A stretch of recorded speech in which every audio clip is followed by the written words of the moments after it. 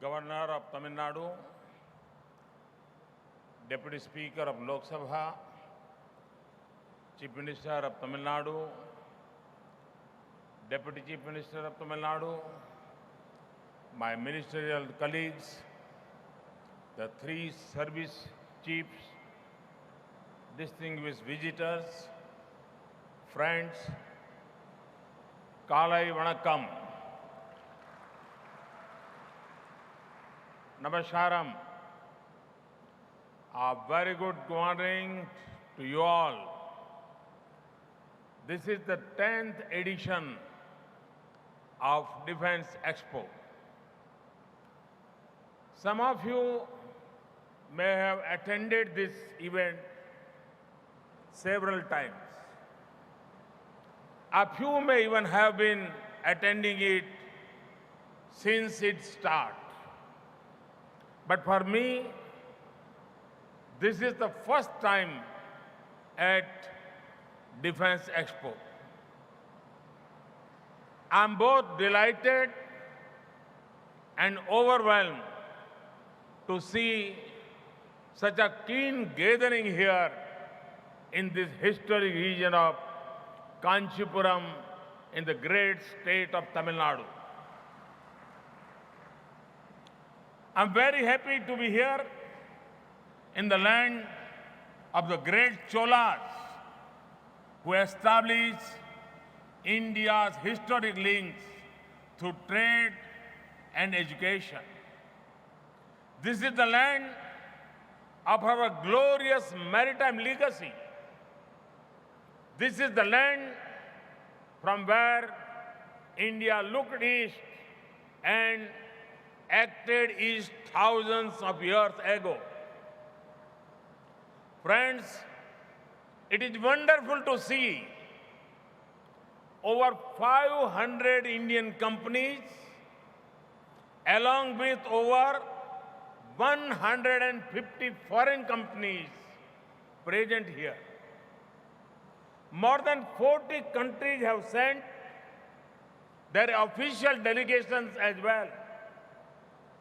It is an opportunity like none other, not only to discuss India's defense requirement, but also to showcase for the first time ever in such a manner India's own defense manufacturing capabilities to the world.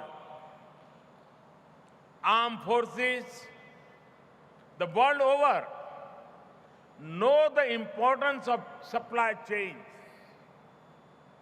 But it is not just on the battlefields, but also on the factory floors of defense manufacturing enterprises that strategized decisions are made.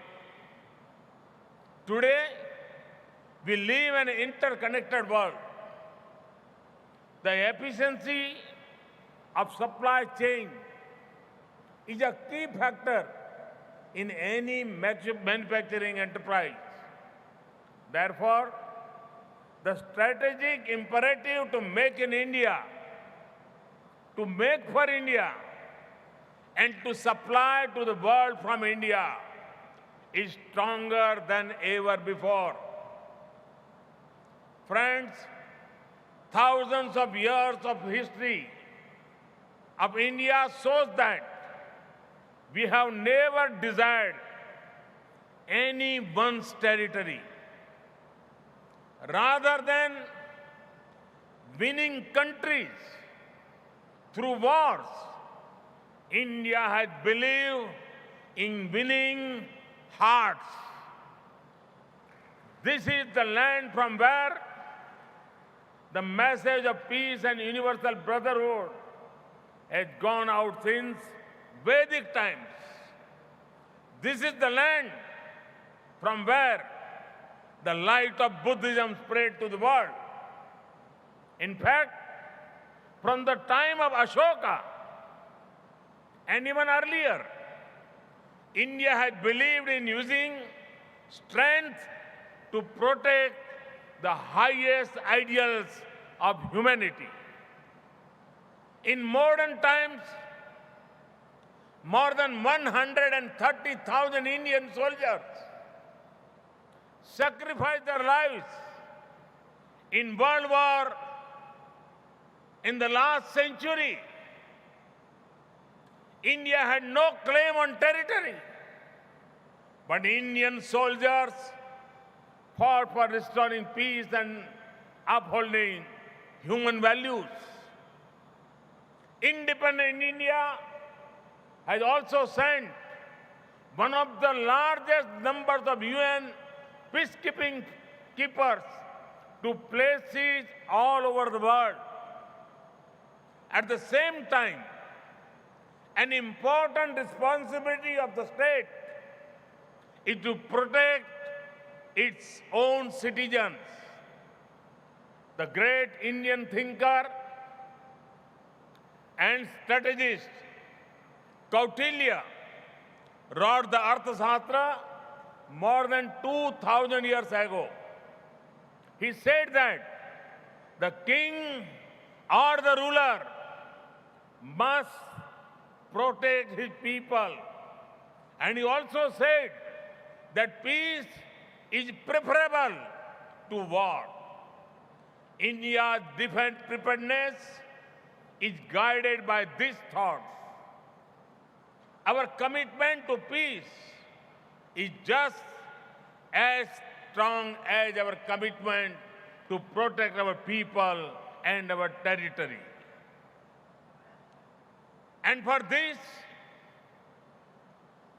we are ready to take all steps required to equip our armed forces, including through the establishment of a strategically independent defense industrial complex. Friends, we are conscious that creating a defense industrial complex is far more from simple.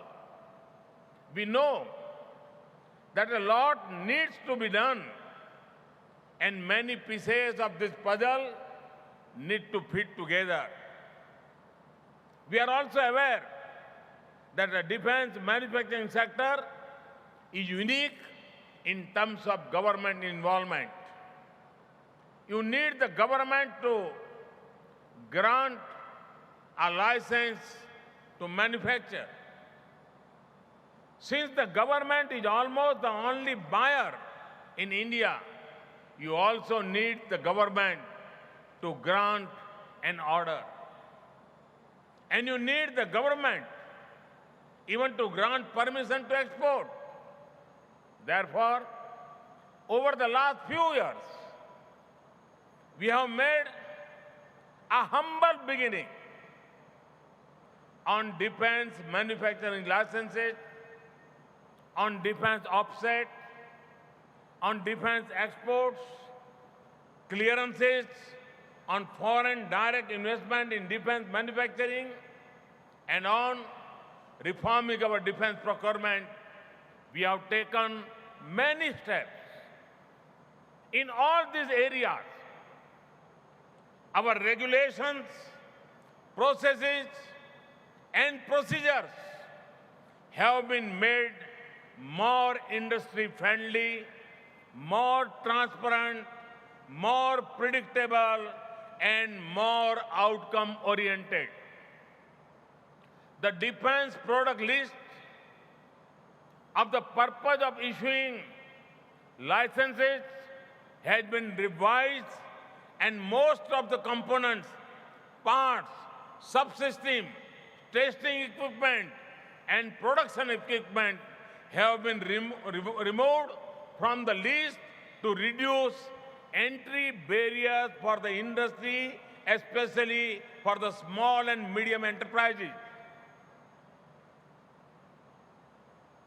Initial validity of industrial license has been increased from 3 years to 15 years, with provision to further extend it by 3 years.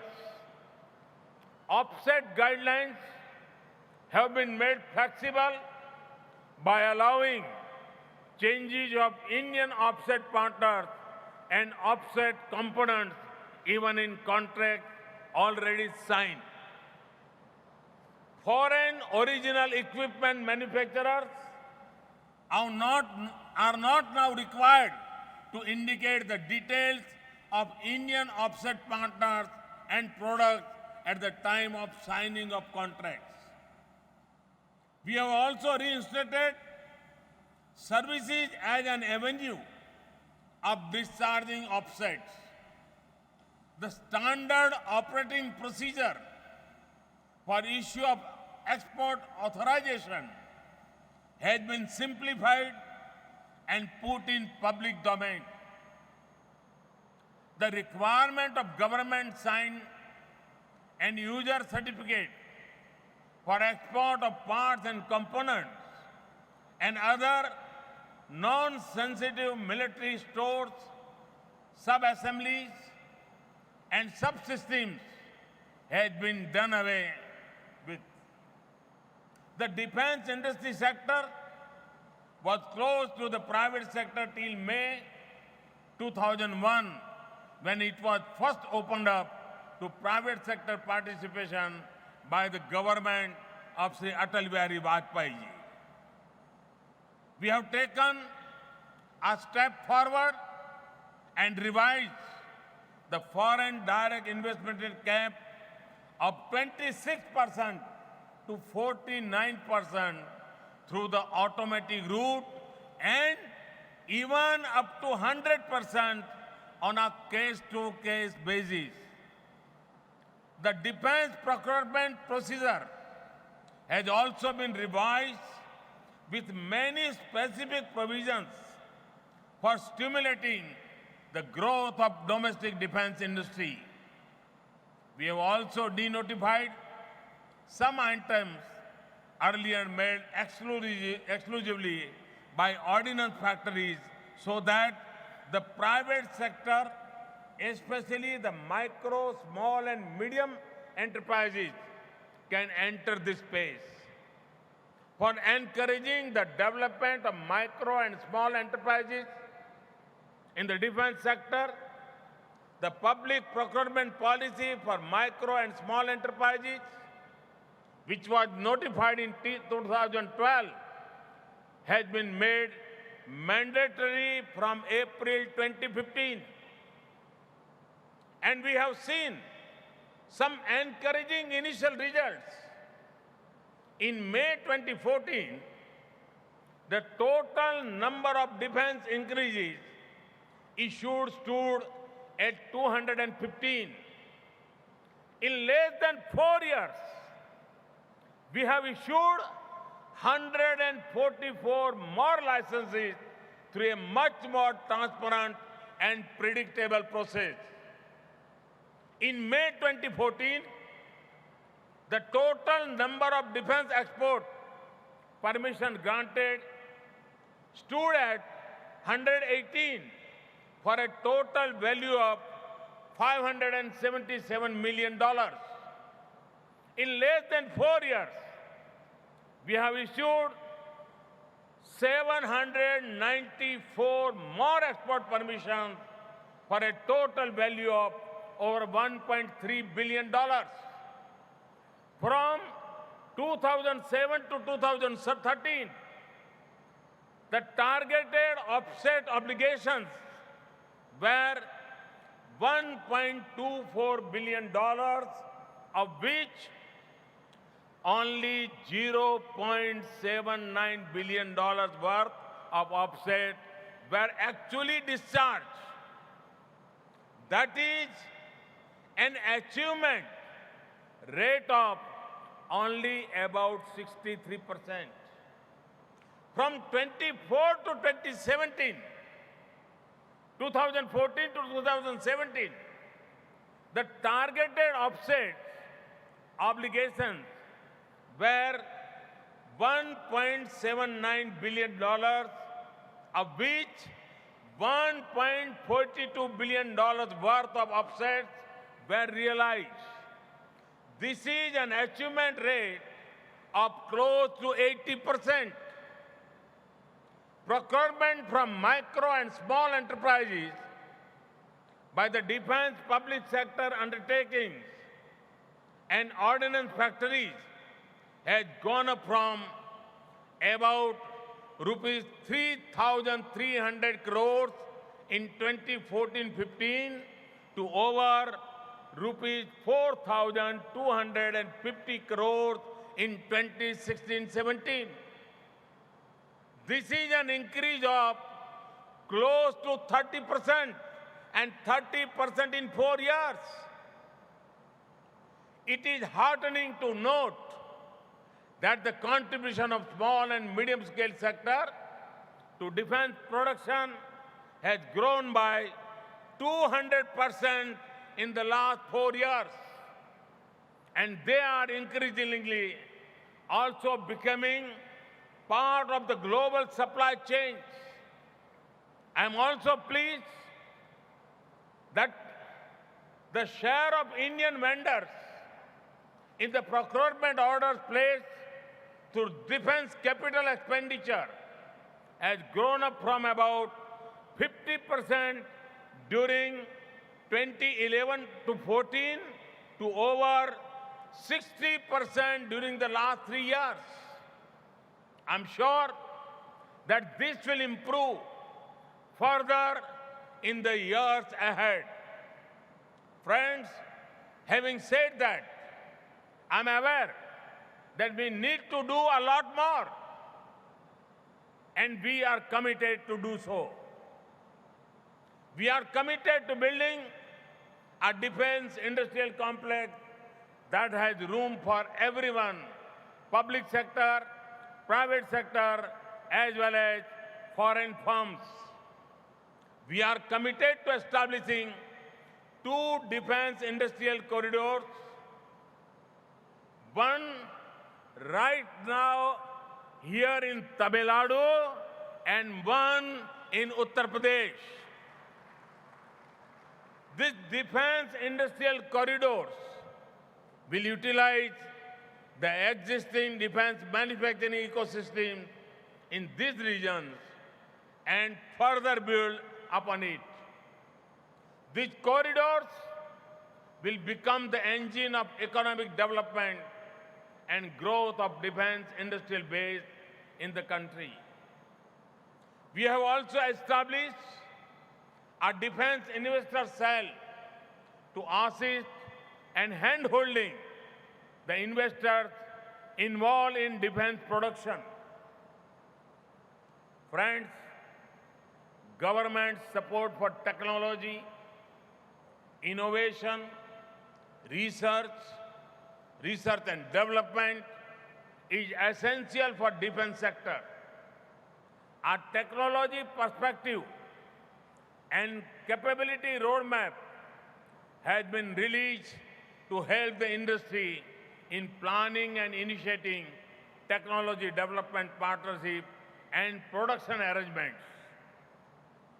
In recent years, we have also taken various initiatives like Make in India, Startup India, and Atal Innovation Mission to encourage innovation and entrepreneurship in the Indian commercial ecosystem. Today, we have launched the Innovation for Defense Excellence scheme. It will set up defense innovation hubs throughout the country to provide necessary incubation and infrastructure support to the startups in defense area. Private venture capital into the defense sector, especially for startups, will also be encouraged. New and emerging technologies like artificial intelligence and robotics are perhaps the most important determinants of defensive and offensive capabilities for any defense force in the future. India, with its leadership in information technology domain, would strive to use this technology this technology tilts to its advantage. Friends, the former president and a great son of Tamil Nadu and India, Bharat Ratna, Dr. APJ Abdul Kalam, had called upon all of us to dream, dream, and dream. Dreams transform into thoughts, and thoughts result into action. Our dream is to develop the ecosystem to foster an environment of new and creative entrepreneurship in the defense manufacturing sector. And for this, in the weeks ahead, we will undertake extensive consultations with all stakeholders, including both Indian and foreign companies, about our defense production and defense procurement policy space. I call upon all of you to actively participate in this exercise. Our aim is not just to discuss, but to draw the right lessons. Our intention is not to lecture, but to listen. Our goal is not merely to tinker, but to transform. Friends, we want to move fast, but we do not want to take shortcuts. There was a time when, like many other aspects of governance, the critical issue of defense preparedness was also hampered by policy paralysis.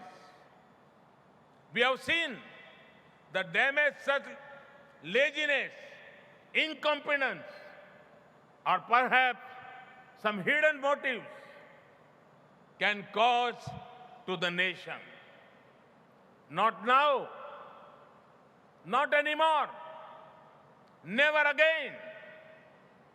Issues that should have been long addressed by previous governments are being resolved now. You would have seen how the issue of providing bulletproof jackets to Indian Army soldiers was kept hanging for years. And you would have also seen that we have brought the process to a successful conclusion with a contract that will provide a boost to defense manufacturing in India. You would also recall the long-drawn process of procurement of fighter aircraft that never reached any conclusion. We have not only taken bold action to meet our immediate critical requirements, but we have also initiated a new process to procure 110 fighter aircraft. We do not want to spend 10 years in discussions without any tangible outcomes. We will work with you with a sense of mission to keep our defense forces equipped with state-of-the-art systems and to create the necessary domestic manufacturing ecosystem to achieve all this our goal. And in all our efforts to pursue efficiency and effectiveness in partnership with you, we will be guided by the highest ideals of integrity and probity. Friends, this sacred land brings to my mind the legend Thiruvalluvar, a celebrated Tamil poet and philosopher. He had said, "Tottanai turum manakkarnai madakka katnai turim ediyu." Meaning, in sandy soil, when deep you delve, you reach the springs below. The more you learn, the freer streams of wisdom flow. I am confident that Defense Expo will provide the opportunity to professionals and industry to find new meeting ground for developing military industrial enterprises. Thank you. Thank you very much. Thanks a lot.